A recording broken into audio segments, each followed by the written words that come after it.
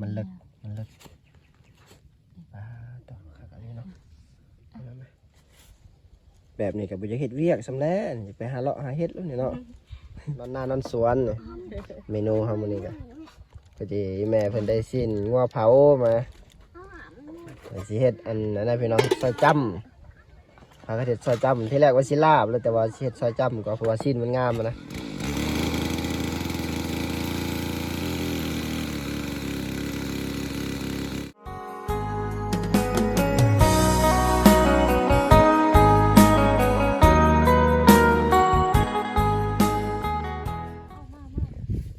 สบายดีพี่น้องทักทายสบายดี FC เมื่อสุขุสุคนตอนทับเข้าสู่ซองกุ้งเบาลาวสบายดีตอนเช้าๆพี่น้องบรรยากาศอยู่ให้อยู่สวนคือเก่า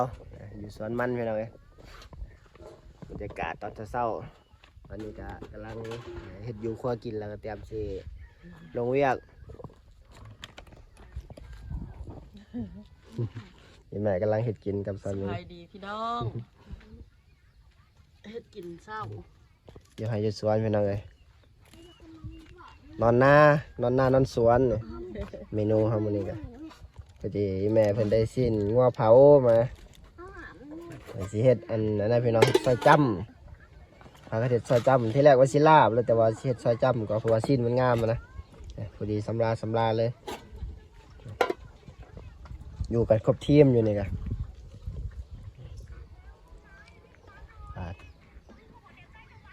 วันนี้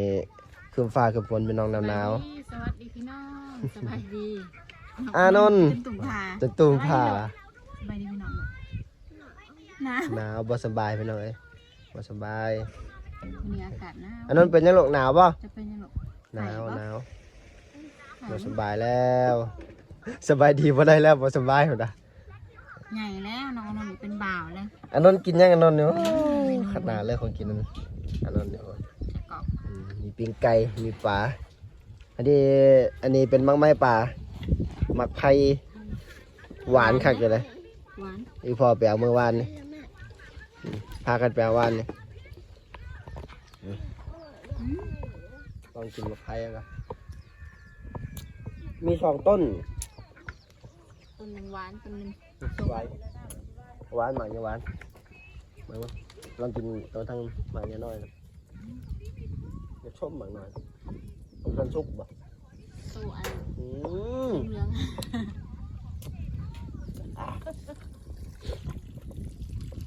น้ำก็ยังแห้งคือเก่าเนาะแห้งกว่าเก่าเอง เย็น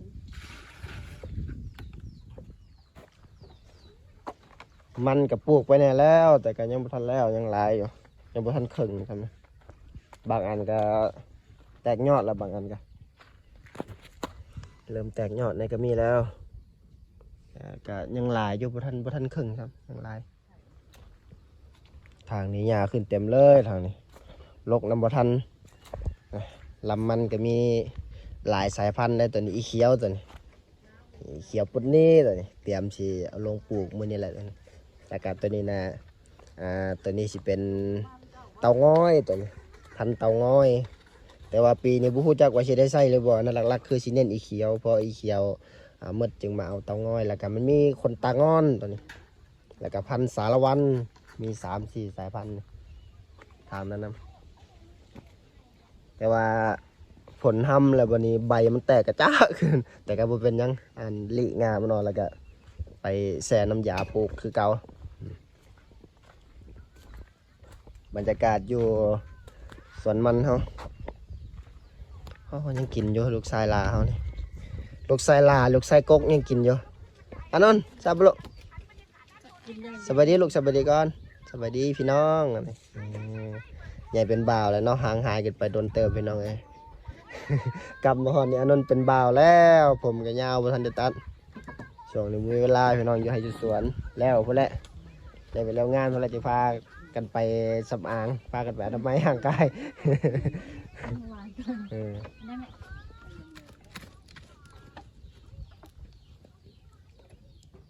ชิต้มใส่อ่อน ก็เดี๋ยวมาต้มน้ำสดแล้วเนาะต้มใส่อ่อนอะไรน้ำสดเลยพอดีซื้อจีนกับทางห้านเพิ่นแถมใส่อ่อนเลยของแซ่บเลย ใส่อ่อนต้มเป็นน้ำสดเลย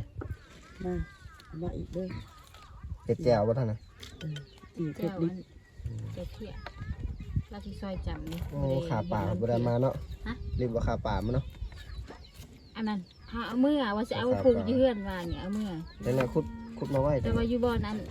เขาปลูกมันไร อยู่สวนเจ้าหันเต็มแม่นบ่ เต็ม หอมนี่เด้อค่ะป่าแซ่บกว่าขาบ้านเฮา เดี๋ยวจะเอาไปปลูกนะมาปลูกอยู่ครับ เห็ดดาวข้าวปุ้นนี่หอมห่วย อืม น่ารักมากฮะ ทีแรกเฮาก็บ่ฮู้จักแม่นหยังซับทิ่มหมด พี่เขาจะเอาหน้าแล้วก็จะบอกให้อันอีนางค่ะเด้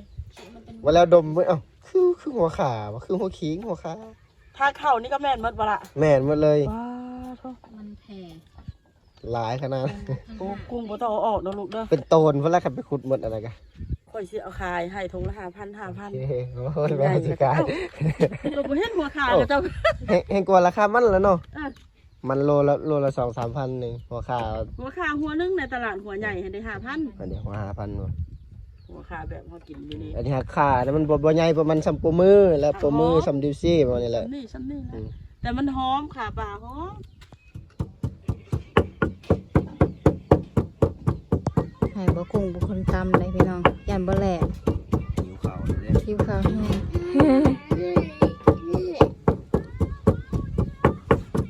กินข้าวก่อน มาหน่อยก็นอนอยู่หนาวจนว่าผ่ามันตุ่ม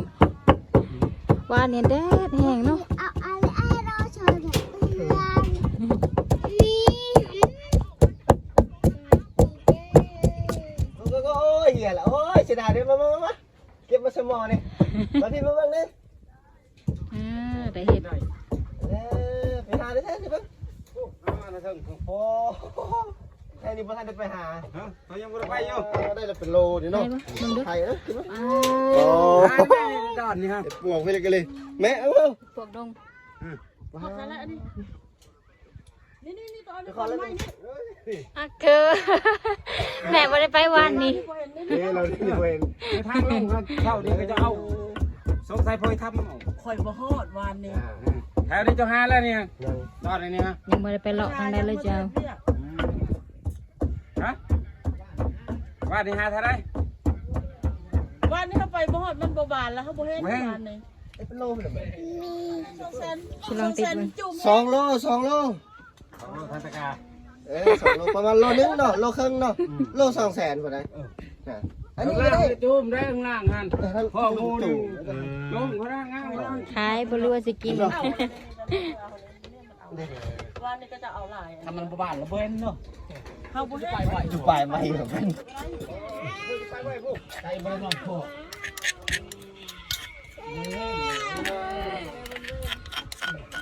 หักทำนี่ปะ ผักนี่เดี๋ยวจะซอยใส่ ฟังโตบ่เขาไปโตกิน เอาไปใส่ต้มน้ำบ่ได้เนาะยัง มีต้มน้ำบ่ ได้แล้วยังอยู่สิบัวยังอยู่ใช่ไหมล่ะ ใจเลยละกินแต่พวกมือ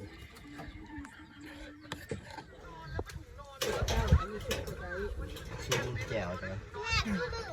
จะปรุงผักแล้ว ไม่ ปะ ได้ลืมหนู ปรุงผักแล้วจ้ะ ดึงแล้วเจ้าก็ลองกินจิ้มซิมเบิ่งมากุ้งเห็นแล้วมัน เขาบดเขือ มันจะไข่ละ2เมตรลง เป็นอะไรพอดีบ่ ได้เหรอ หนุกกินเลยเจ้า อันนี้ต้มไส่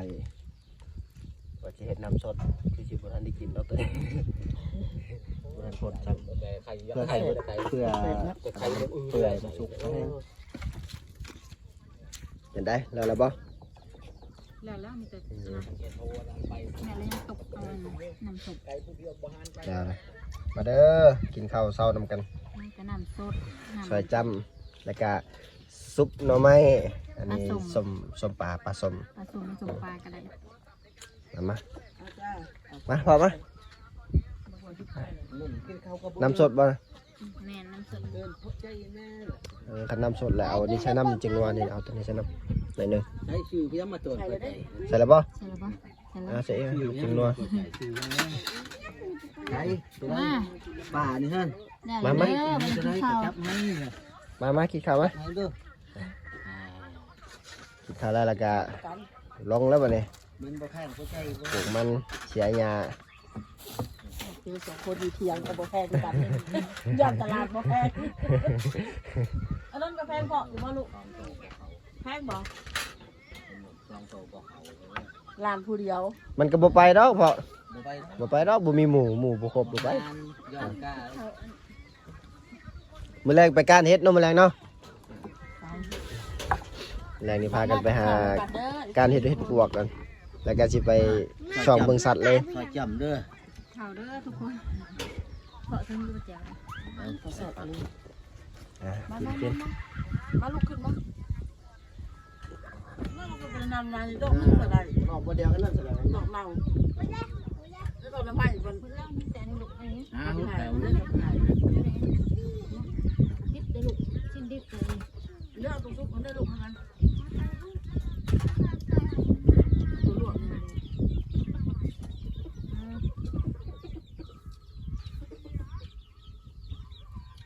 หิวข้าวบ่ได้กินข้าวได้ตัวนึง ฝ่ายไปคิดบ่ มาเลยบ่ ละคือตัวบอกครับนุ่ม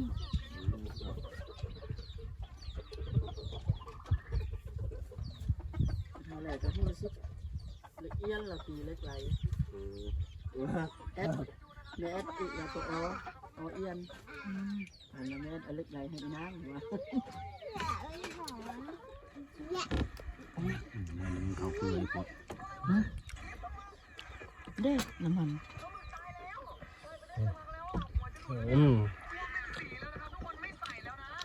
จุ่มมาสิบะจุ่ม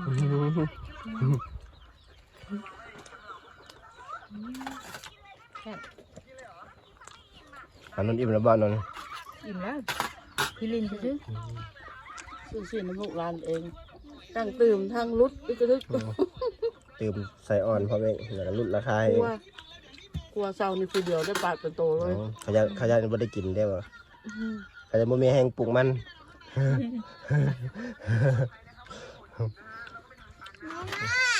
อันนั้นยังไง น้ำสดนะเรามาน้ำสด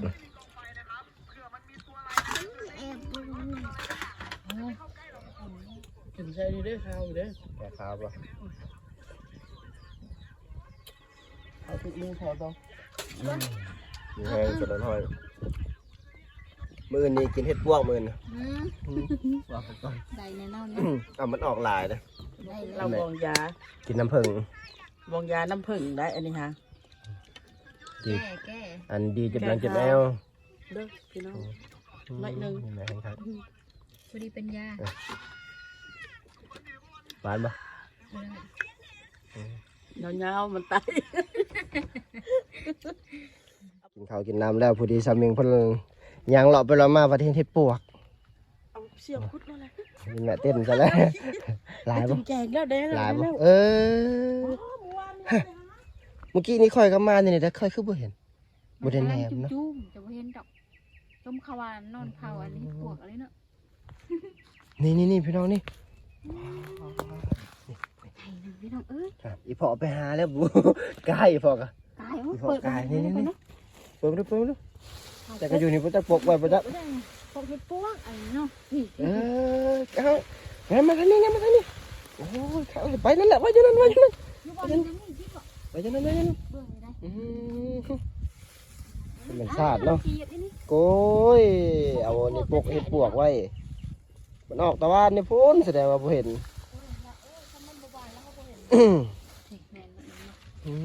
อยู่ในนี่กันแม่นี่แม่ ปกเห็ดปวกมันก็นี่ เขาเอาน้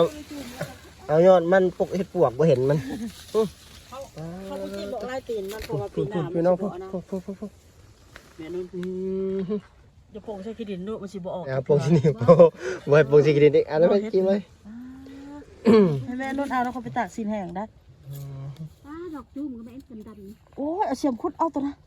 ที่ได้ละนี่ เสียงกุดเอาแล้วเบิ่งเอาเสียงนะ อีขักอะไร มือเบิ่งกันดีกว่า ได้ละบ่เอาเลยสิได้ ให้แม่นุ่นเอาไหม ทางนี้ว้าตัวเห็นมัน กินแกงแล้ว เดี๋ยวตัวนี้กำลังออกกระจิกว่ะมันลายอยู่เดี๋ยวทางนั้นกำลังออกแม่ว้าตัวข้างแรกบนนี้เห็นมันนอนเผาเห็ดพวกจับบ่แม่ แม่กูไก่เอาทางเข้าเลยเมื่อวานนี่ นอนเท่าไหร่คืนเราบ่เห็นเนาะ เสียดายเด้เสียดายมันบานถ้าบ่บานเฮาก็บ่เห็นอะไรนี่ น้ำเผาเฮ็ดครัว มันยังสิป่งอยู่ได้นี่แต่ เดี๋ยวซักเอาออกเบิดหลายรูเอาไว้มันโป่งตีเดี๋ยวตั้งใส่ขี้ดิน ใส่เอามา เดี๋ยวมันบ่ออก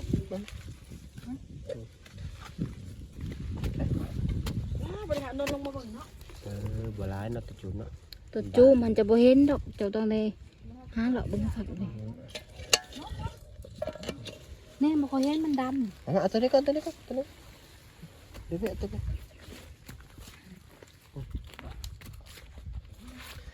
ซับเนาะ นี่แม่มีแทงบ่ได้ มันเลิกป้าตัวขากันนี้เนาะเอาไหมโอ้ยเมื่อกี้นี่เห็นเขาสะอ่อนบ่ได้กินเองแล้ววันนี้ อยู่โต๊ะข้างขอบไก่เลยพี่น้องเอ้ย เขาบ่เห็นเนาะ เห็น อันนี้คันบ่บานก็บ่ได้กิน บ่ ใช่ไหม ได้บ่เห็นนะมันดำเลยเห็นมันดอกหน่อยบ่ค่อยเห็นดอกก็มานั่งอันย่างใกล้มาโอ้ไปเอาร้านมาเบิ่งเลย นอน เอาบ่เฮ็ดโป๊ะนึงบ่เฮ็ดโป๊ะโอ้สุดจูมาเลยเห็นบ่ไปใส่แล้วพี่ลูกอยู่พี่ เบิ่งไก่ส่งเบิ่ง พี่ ไก่ ชาวบ่ไก่บ่พี่เฮ็ดโป๊ะอยู่พี่ อ้ายไปลูกบ่ เฮ็ดสุดจู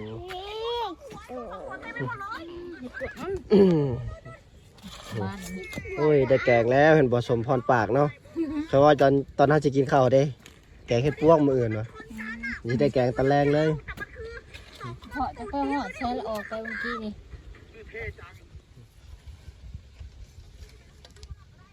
บ่ให้วางใส่ดินบ่ เฮ็ดบานมาแล้วนะ บ้านมันเลย นี่แม่บ่ให้วางสิดินหนูจะบ่โป้งวางสิดินมันถือเคล็ดเด้ เนาะ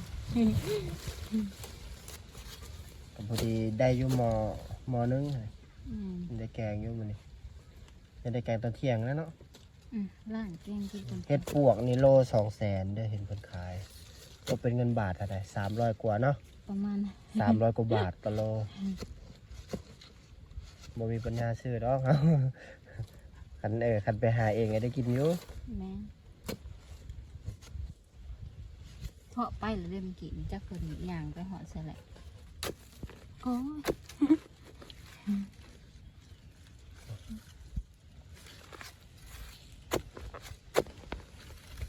บานกระแซบเลยปวก เสื้อ หวานจ้วยเลยนี่ของแซ่บโอ้ยเด็กโอ้หลายเตียวได้ยังไง มันบานก็ได้หลายเนาะ มันบานก็ได้ สา กี่ ย หลาย มั เด้ นบานนี่ก็ได้หลายอยู่ ยั เด้ งหลายอยู่เด้ จุ่มนี่ได้นิดเดียว ยังหลายอยู่เด้นี่เขาบอกทันได้เลาะค่ะหลายอยู่ในปัจจุบันเนาะบานนี่ก็แห้งใหญ่ มาแต่เห็ด บาน เวีย ก็อ้าวเห็นได้ซะหวานก็แซ่บคือกัน มาแต่เห็ดเวียไปหาเห็ดน้ำมูไปออกไปไก่ แบบนี้ก็บ่จะเฮ็ดเวียกสำแล้วนี่ไปหาเลาะหาเฮ็ดแล้วนี่เนาะเขาปลูกมันแล้วตอนแรกๆจะไปเลาะเนาะ ไปเลาะ ปลูกมันก็ตอนเช้าตอนแรกจะไปเลาะเบิ่งรอเฮ็ดบ้าทุกพี่น้องเอ้ย เก็บอันนั้นเนาะผักติ๋วเนาะมาใส่ ผักติ้วเนี่ยผักติ้วอ่อน เขากันอำลำเลยพี่น้อง อันนี้เอาอยู่บ่อนได้อยู่ใกล้ๆนี่ เบิด นี่ เอา เด้อนี่ก็ได้ขอไก่นี่นี่ขอไก่ อันนั้นก็เถียงอันนี้หลังคาเถียงบ่ได้ไก่ได้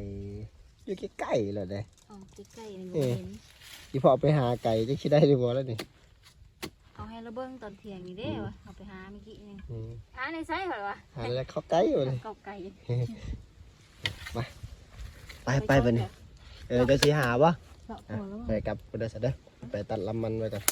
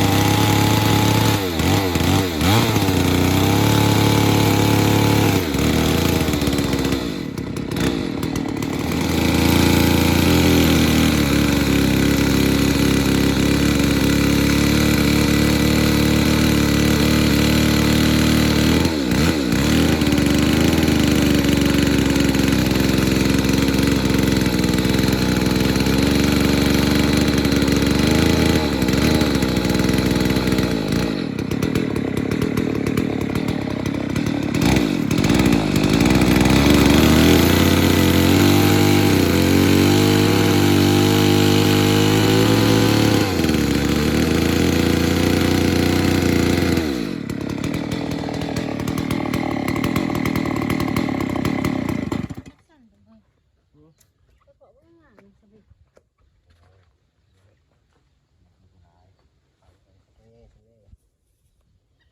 เวลาเติบบ่เห็ดบ่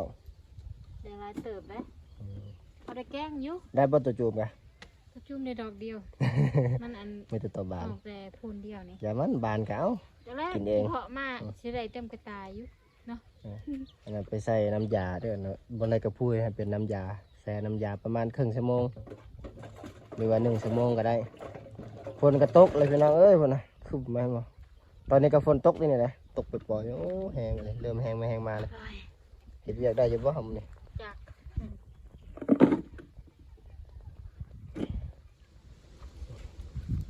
เอาไปปะ เดี๋ยวครับไปเองนี่บอนแซ่น้ำยาแซ่มันอ้าวแซ่ไว้ประมาณครึ่งชั่วโมงแต่ว่าเฮา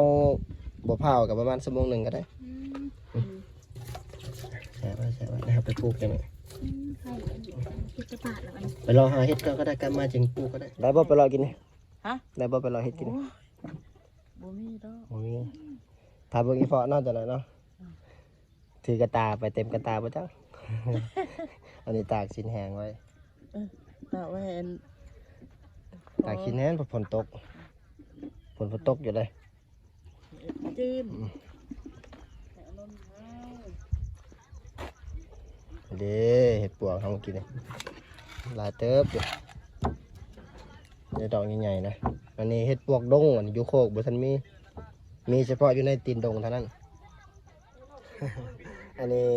บ่ได้ไปหาไก่ได้อแต่นี่อันเอาอยู่ในหลังคอกไก่อยู่ใกล้ๆกับเถียงยังบ่ได้ไปเลาะเลยตอนแรกไปเลาะตอนเช้าเนี่ยก็สิเฮ็ดเวียกมันปลูกมันตัวนี้ก็ผลมาเลยเฮ็ดเวียกได้อยู่บ่เนาะ